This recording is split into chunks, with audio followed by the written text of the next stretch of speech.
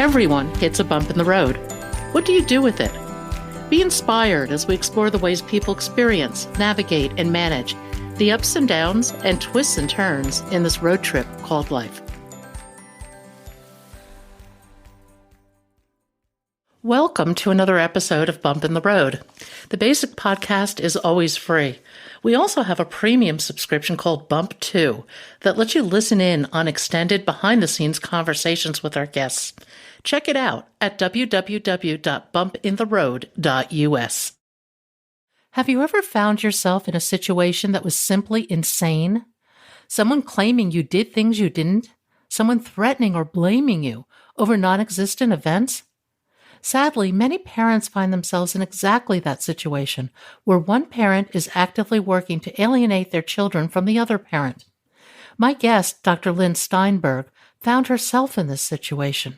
Her book, You're Not Crazy: Overcoming Parent-Child Alienation, is a must-read for understanding and resolving this important issue that drives families apart. Please welcome Dr. Lynn Steinberg to Bump in the Road. Lynn, welcome to Bump in the Road. If you would, tell us your story. Well, thank you for having me, Pat, and I really appreciate you being willing to get this word out there.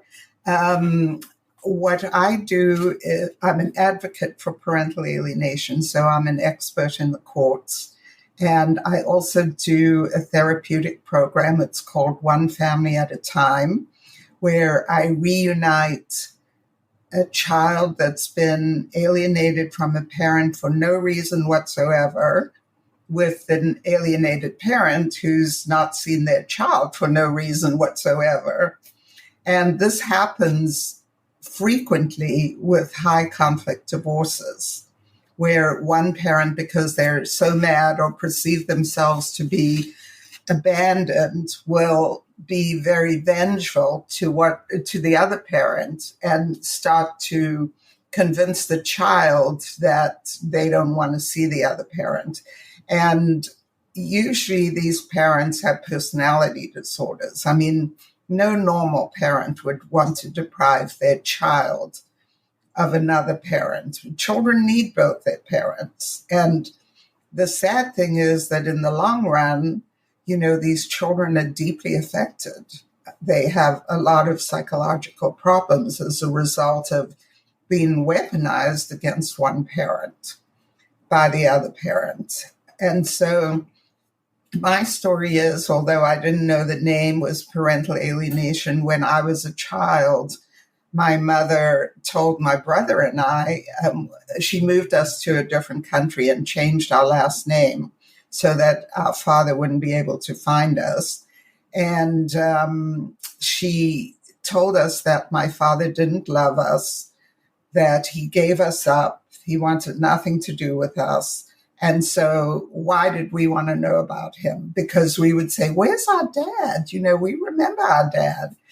And then when I got married, I married someone who was an alienator, and almost from the time my daughters could talk, he would be alienating them against me. He came from an alienated family as well. And he would say things like, oh, your mother, she's always angry, or let's go out and let her cool down. Don't pay any attention to her. And he would basically counter-parent and undermine me in every way he could with our daughters. So they kind of grew up, even though I was very close to them when he wasn't around, they grew up sort of having an attitude toward me. And then when I finally decided, I'd seen them through college and I was going to leave, they took his side in the divorce. And that was 2011. And I haven't had a relationship with either of my daughters since then. And my younger daughter, I sort of have a little bit of a texting relationship with the last few months. But if I try to go beyond just how are you today, have you read this book or that book, it doesn't go anywhere. And I really wish that the work that I do would have been around for my daughters and me, or even if they would go to one of my colleagues with me to work these issues out, I would be so happy. And I worry about, getting to the end of my life and not having ever been able to have a relationship with them again. They're in their 30s now, late 30s, going on late 30s. And they were in their early 20s when I finally left my ex-husband. So that's my story. How I got to do this work was that I was having families come in and the children were going to stop having communication with the parent. And this was usually based on like a custody order, or they were going to live with the other parent and they knew they wouldn't have continuing relationships with the parents that was in my office. And I would say to the children, well, what did this parent do? What did your mom do? I don't understand. Tell me again. And they really didn't have anything substantive to say. They would say things like, well, she's strict. Well, she makes me go to this private school. She doesn't want me to go to the park across the street without my mom or dad with me. Well, why not? Well, because it's a gang-infested neighborhood. They were just the most ludicrous responses. And this was across the board. So I thought I didn't know anything about alienation at that point. And so I kind of remembered that I'd read something when I was in the PhD program by this theorist called Richard Gardner, and people really liked what he'd written. So I kind of remembered it. And I went back and started reading. And then I started reading more and more. And I thought, oh my God, not only is this what I'm dealing with in my practice, because I've always seen families and children, but this is what I'm experiencing too. And it really pushed me to go ahead and leave my marriage. So I reached out to all the people I could find who had written articles and books, and I found out that the very first conference on parental alienation was going to be in Los Angeles, where I am, and it was going to be the very next month. And so I went and I listened to people who were working in the field, who had come up with these different theories, and which started in the mid-'80s. So it was before my time, really, in terms of knowing about parental alienation. And I started to do what they were saying worked. And it was very different to what I saw as, family dynamics, family theory, family systems theory that I'd learned in school and that I'd been using and been trained in for many years. And I could see that it made so much sense to do it this different way from the way that I had been doing it, and that indeed the way I had been doing it and the way other therapists still do it who don't know about alienation really enhances the whole alienation from the other parent, because they will simply side with the child and the parent who's doing the complaining, which is usually the alienating parent, and alienate the alienated parents or the targeted parents even more than they have been alienated already. And they do this by not knowing what the history is, by not being trained in parental alienation, and simply taking the word of an alienated child and not really questioning it like I did. Like, what's wrong with going to a private school? I don't understand. Why can't you go to the park? They just say, oh, so you really resent going over to your dad's house, and why do you have to go there? Well, that's not the way to handle the situation. You want to find out why. What's going on? Were you once close to your dad? What makes you think this is strict? of your mom, what's wrong with your school? What don't you like?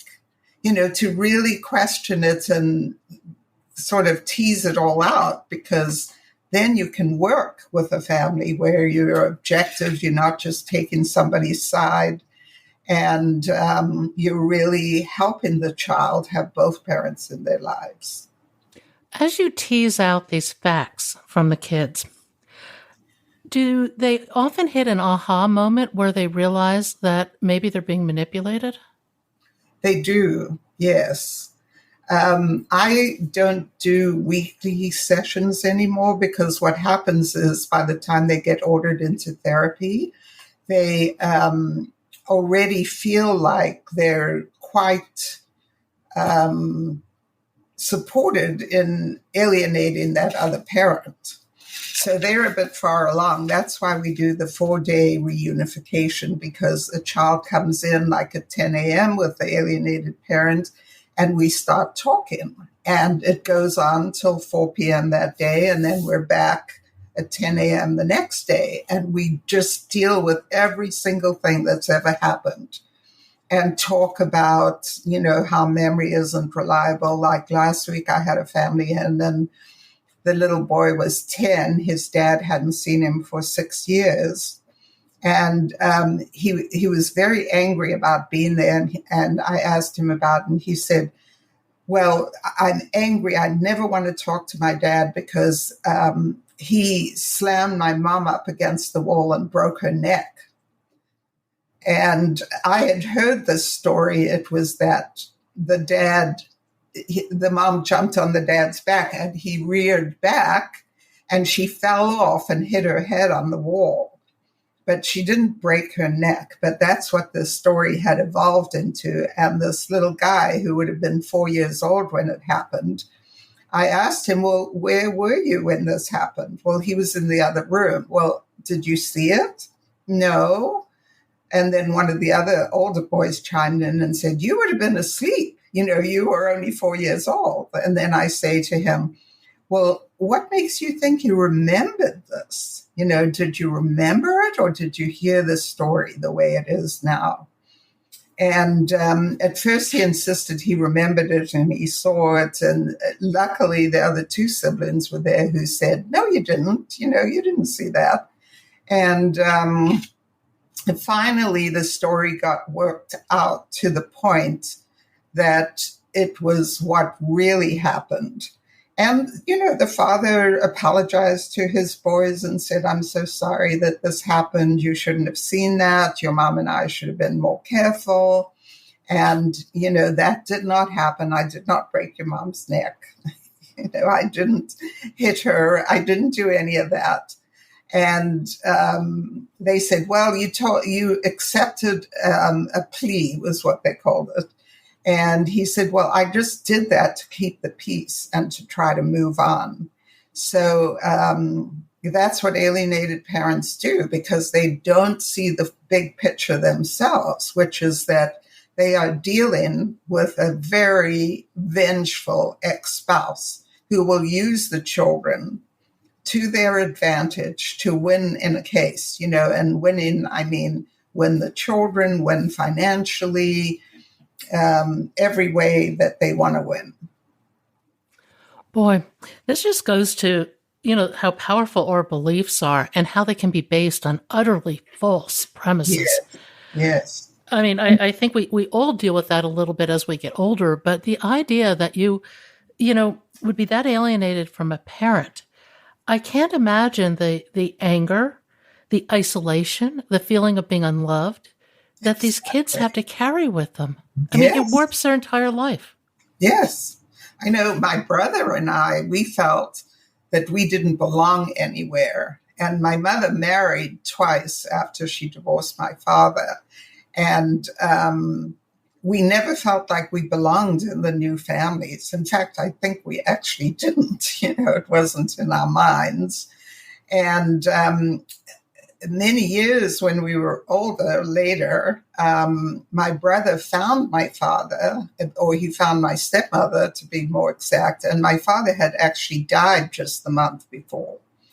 And I also went to the archives in that country, and I found out that my father had not given up on us. In fact, they had a 50-50 arrangement of custody, and he had fought to get that 50-50. And it was in a time in the 50s, that women were just being given custody without any question.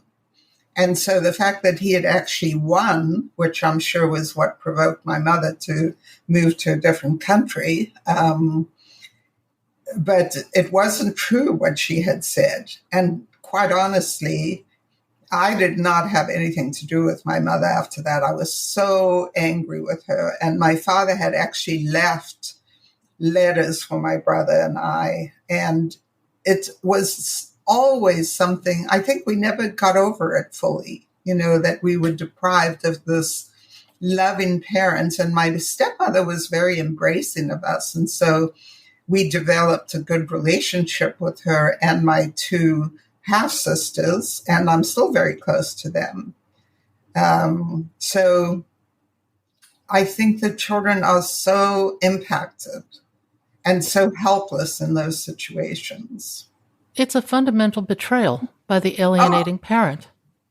It is. And how does one process that?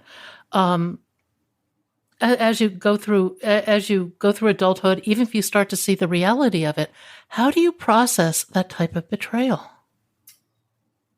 I don't know. I mean, I know that I do these 4-day reunifications, and they always turn out successfully, at least when people leave. If the alienator gets involved again, they're not successful because they can turn a child in 5 minutes. When the child gets in the car, they can say to the child, so was it horrible? Did you have a bad time? I mean, I've seen these kids on TikTok talking about being in the 4-day with me, and they talk about me abusing them and not feeding them and threatening them to go to a wilderness camp. And I don't even know what a wilderness camp is, but the ones that these groups get a hold of, the kids who have been returned to the alienator, they write the scripts for these kids, and then these kids are all over Instagram and TikTok and Twitter, and they're saying these terrible things. They used to try to call these 4-day reunifications, which are therapy programs because therapists have to do them. It's not something that the layperson can really do and understand what they're doing. But they call them concentration camps to influence the public, and the public has been influenced because even therapists write to me and say, can we get these children into your reunification camp? And I always write back and say, it's a therapy program. It's not a reunification camp, but it just shows how good, their whole tactic is of calling it that. What do they have to gain? Well, they have the children to gain because these children, sorry, go ahead. Oh, no. These groups that do that, I understand the inappropriate motivation of the parent wanting to alienate the kids. But who are these other people that get involved, and why are they involved? Well, they're primarily alienators themselves. I think of them as hornets. It's like I poke the hornet's nest every time I talk publicly about parental alienation. But they're basically alienators, and they've personality disorders. They have tons and tons of rage. And, if the court rules that the alienated parent did not abuse their children, and there's no reason the children shouldn't see that parent, and they order the children into the reunification program for a period of time to allow the parent to rebond with the children if that's needed, and to not see the alienator for a period of time. It could be 30, 60, 90 days. And that's a good amount of time, for the alienated to get therapy, which they very rarely do. And to realize, how they alienated their child against the other parent and how that's bad for their child. Unfortunately, that part of the treatment we have not got a handle on. And there's only been one person in the study of like 300 alienators that actually realized that they were alienating their children and stopped doing it. All the others refused to acknowledge that they had done something wrong. So it has a very bad success rate. But, they will stop at nothing, essentially. There was a demonstration outside my house one day. I've had to have electric gates and cameras installed. When I do the treatment, I have to have security people here. It's just bizarre and crazy, but they're just not used to what they call losing, having a child reunite with the other parent. One of the things you wrote was alienating parents can be ultimately charming and impressive in front of others, and especially with custody evaluators, judges, and others who may help them get what they want.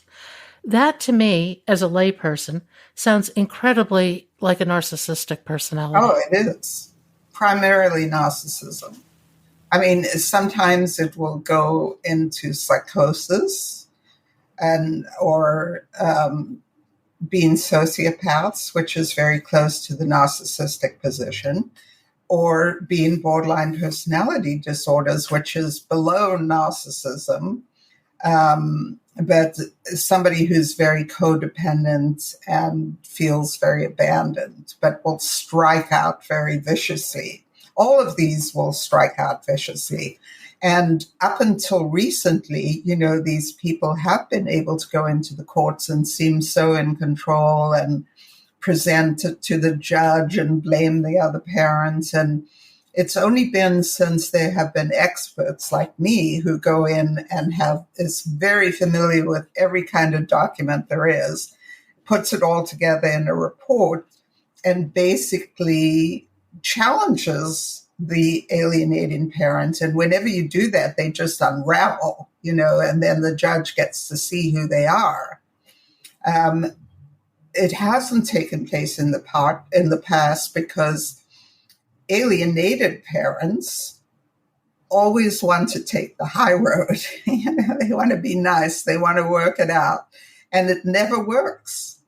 It's only when the other parent is exposed for what they're doing and the judge sees it.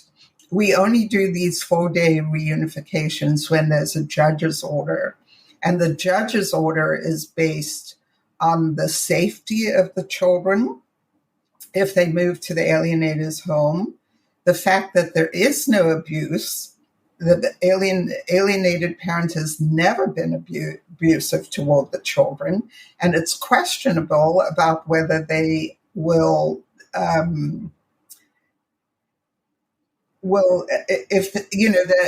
there's a whole story about this, but if the alienator claims to be abused, this new law that I'll tell you about says that if there's a claim of abuse, the court has to accept it.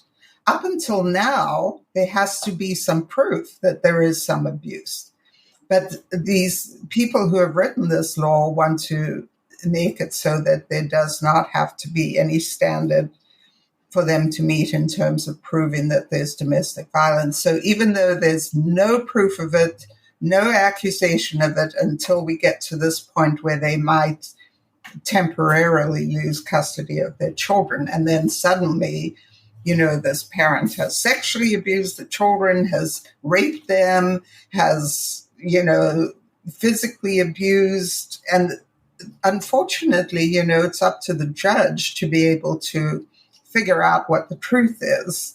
So that's why another reason why having an expert in there who's looked at all the material very carefully and can pull a report together can prove alienation. And alienation only exists if there is no abuse. So, for example, I got this case where the father was trying to get custody of the daughter and was accusing his ex-wife of being the alienator. And when I looked into it, he had actually abused the child when she was a baby. He was a homicide detective and thought nobody should mess with him, you know. But what I went into the court and said, I said, there's no alienation here. This is an abuse case, and this is why. And this father should not be able to merely, have full custody of his daughter because he abused his daughter when she was a baby. And there was a lot of evidence for that. So that is not an abuse, not an alienation case. And what these people are very fond of saying is that we take the children and give them to their abuser. Well, what they don't say is that there's been a lengthy court proceeding and the judge and the court no longer believes that there's any abuse at all. And therefore, it is in the child's best interest and they are safe with the parent who is not alienating them from the other parent. They look at the parent who's most likely to make sure that the child sees both parents. And that would weigh on the alienated parent side as a good point, because alienated parents always want the best for their kids, even if it means that they don't have them in their lives. Oh, that's heartbreaking. I know it is. And when I get attacked so viciously, and some colleagues of mine have had their offices broken, they've been physically attacked, they've had terrible health problems because of it, like a stroke, or a heart attack. Some of them have moved to different countries to feel safe. And this is because the parents, the alienators, actually go after you personally? Yes. Wow. Yes. I have extra police protection where I live. One, because I'm a senior, but two, because of all these death threats. I send them to the police every day. They can't believe how many I get every day. And, when I talk, I say, let me understand this. You're attacking me and threatening me with death because I help children who have not seen their parent for many, many years to see that parent and to work things out so they can have a relationship with that parent. What is the problem with that? And what they respond to is they say, you're putting them with their abuser. And I say the court has ruled there is no abuse. They've investigated it thoroughly. There is no abuse. And I don't know, they're not interested in what the facts are. The fact that they would be so personally aggressive towards you and others, that alone says a lot about their state of mental health. Exactly. But, people see this sensationalism on all these social media platforms is what happens. And, that's what they go with. And that's what they believe. And even the ones that support them, and some of my ex-clients question me about it. And I say, it's just not true. I didn't do any of those things. And they always believe me because they know who I am. And these other people do not know who I am. Unfortunately, we haven't got to the point where the legislators can see what's really going on. Is there any hope in providing education for judges on this matter? Well, part of this horrible bill that we hope won't go through is to provide training for judges, but these people want to be the ones who provide the training, not people like us who have too many degrees and too much training and, have actually provided curriculums and all of that.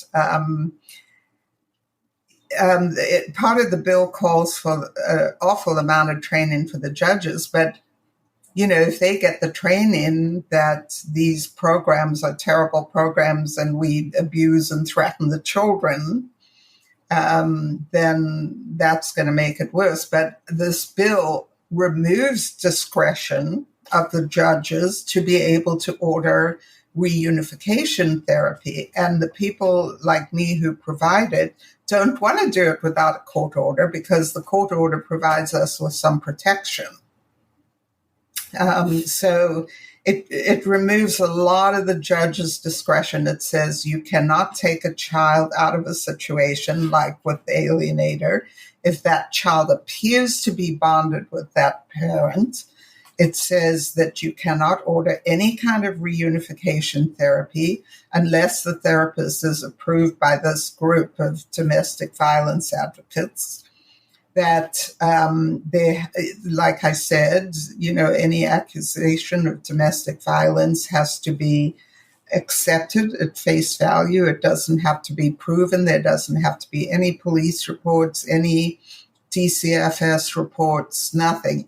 And interestingly enough, these alienators call DCFS, which is the Protective Services or CPS in Arizona, they call them constantly because DCFS says that 70% of what they investigate are reports by alienators, but are false allegations. Wow. What does this do for the child's ability to create a reality that is somewhat substantial? Well, that's what the 4-day does. Like one of the things I talk with them about is, what happened with the Stockholm Syndrome situation. What happened with Jim Jones? They know all this stuff, and they're very eager to talk about it. And then I show them some videos, of memory experts who talk about, and they do a little game, where they get all these words and then they're supposed to write it down in 1 minute, the ones they remember. And it's to show them that they don't always remember. Nobody does. Adults don't either. And that memories can be inserted into one's mind. Very easily, whether you're a child or an adult. So I let them come to their own conclusions when I do this 4-day. I don't try to impose on them anything, like if they say, well, my mother sexually abused me, which was the situation in a case, and I would say, but the court hasn't found any evidence of abuse. And then I've heard them repeat to these people who are very eager to get a hold of them. I've heard them say, she called me a liar. Well, that's not calling someone a liar. It's like presenting them with the evidence and saying, well, this is what was found. So people don't believe that you have been abused by your mom. This whole thing is crazy making in a major way for everybody involved. Yeah, it is. Yeah. When you're dealing with an alienator, say in a divorce situation, what 3 or 4 pieces of advice would you give to the parent who's the relatively sane one? Well, if they're in the court process, I say fight it right away. Don't let them go along and have all these accusations in the document without challenging them. Because, lawyers can twist the facts, try to maintain contact with your child no matter what. So, there is actually a penal code that says that if you go to pick up your children and the other parent doesn't allow them to come or says they don't want to come, that you can call the police and the police have to enforce the court order, but they don't. They always say, this is a family court matter, so go back to family court. So right now there are no laws that protect parents, but the biggest antidote to alienation is to have contact with your child. So whatever you can do to have contact with your child, do it, so that the child sees that what they're hearing in one home is not what's happening in the other home. And then, I think the other one would be to protect yourself in whatever way you can, because very unfortunately, and our groups have talked about this, alienated parents are murdered by the alienator or the alienator's family. How often does that sort of thing happen? We don't have the actual, the one in Australia, they put out that 22 men a month are either murdered or commit suicide because of alienation. We don't have any statistics, although one we tried to come up with was like 1 to 2% of high conflict cases, there's a murder. Like, for example, there's a book called For the Love of Eric, and the father there fought for custody. He actually fought just for 50-50 custody. And the mother just blocked it. And so finally the judge said, that's it. We've tried to have this child seen by both parents, but I'm awarding custody to the dad. And the dad and the police raced from the courtroom. And when they got to the mother's house, the door was open and they all went in, the police first. And he said he heard 2 shots and he knew exactly what happened. The mother killed herself. She first killed her little 7-year-old boy, and then she killed herself. And this is actually not uncommon. And you hear it on the news. I mean, you hear the father went in and shot the mother and 3 children. Well, that's so that the mother would not have possession of the children, and often they shoot themselves so they don't get into trouble. Oh, wow. That's just terrible. And I Yeah, think, unfortunately, once everything gets to court, it just gets worse. Oh, it does. So if you can in any way settle out of court, and I think an expert can really provide a lot of advice on, what should be in the settlement and to not just accept a settlement. That would be my advice too. Don't just sign a settlement because they call it a settlement, because usually the 2 lawyers will come up with the settlement and the alienator's lawyer will often capitulate where they shouldn't capitulate. Like yesterday I was dealing with a proposed settlement where the dad was supposed to be monitored full time, to be tested for alcohol. He doesn't even drink, but he has to have one of these, these breathalyzer things. And this is all made up by the mother. And I told him not to sign the settlement, but if he did, he would have to meet all these really draconian demands made by the mother, and then it would be in the records that he agreed to do this, which makes him look like he has done something like that. And now she's on to accusing him of abusing the children, and there's just no proof of it at all. Is there any way to cut through all this and come to some semblance of what the truth actually is? I mean, obviously your reunification sessions are a piece of that. But, I mean, what percentage of kids do you get to see? Not many. Not many. I mean, my goal is to teach therapists how to do this so it can go through the insurance companies, because right now there's only about 8 of us, and I'm probably exaggerating, in the whole of the US who still do this kind of treatment because it's so dangerous, So I would love to see it just be run-of-the-mill therapy, that people know what they're doing, not the 4-day intervention, but being able to see people weekly and know the dynamics. So that would obviously take training, right, of the therapists, which is what we have tried to get made into law, because I think that's the only way it would work. since 2016.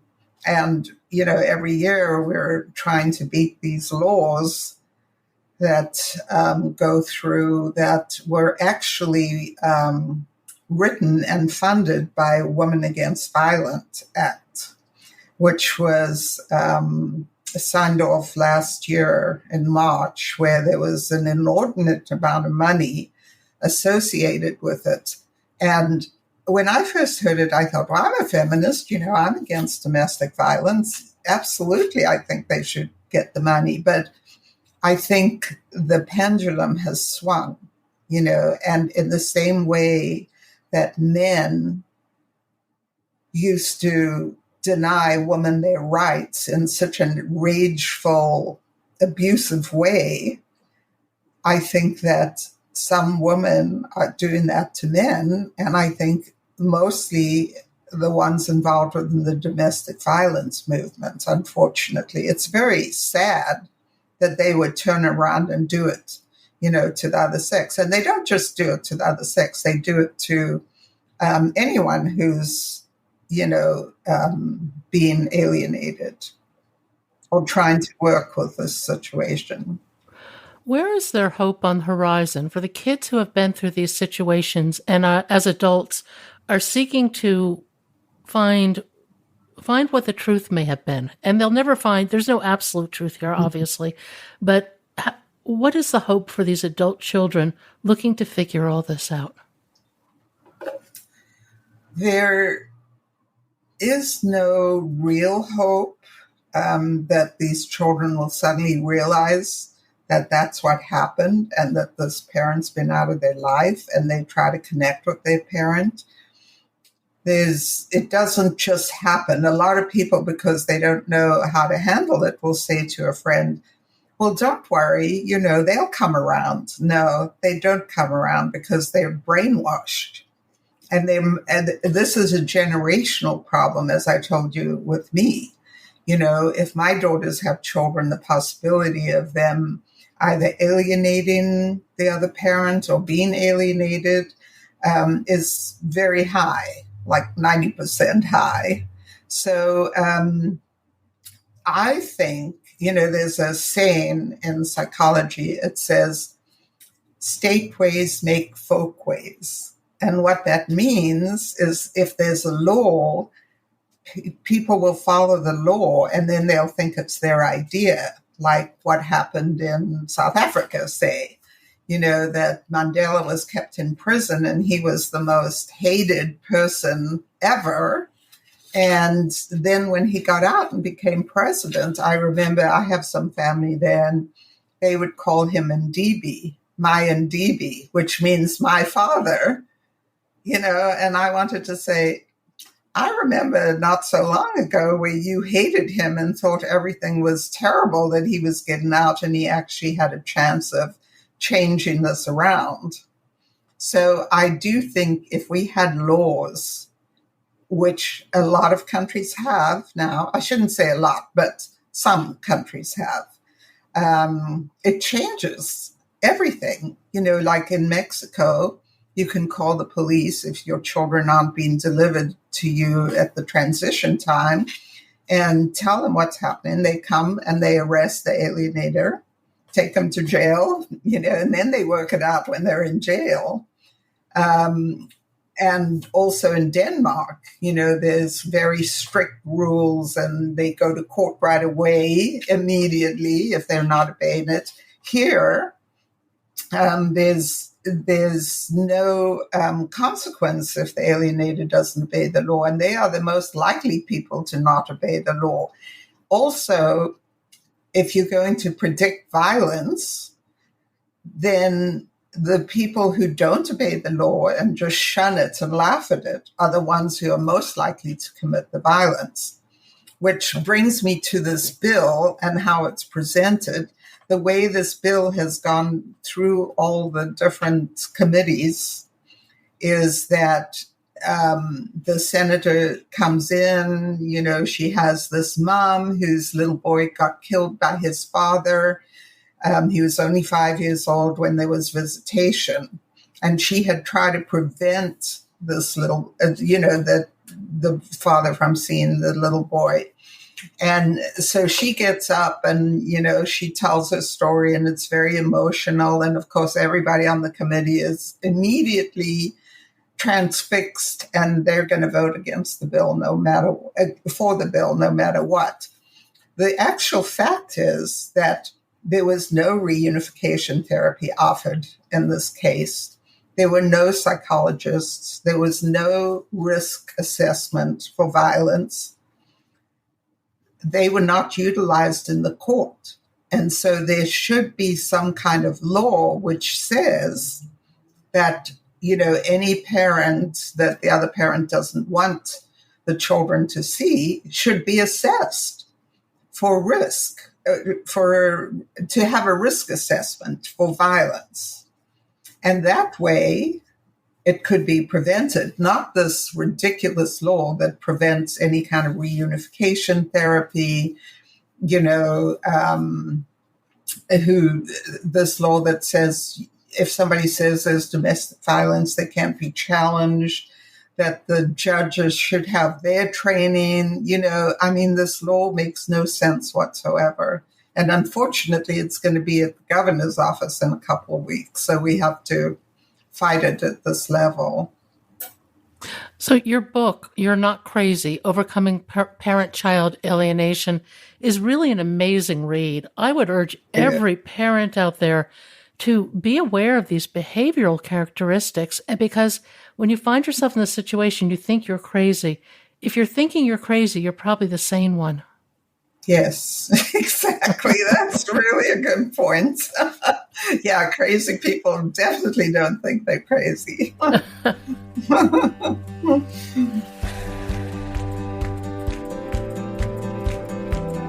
Thank you for listening. I hope you'll support this podcast by becoming a Bump 2 subscriber.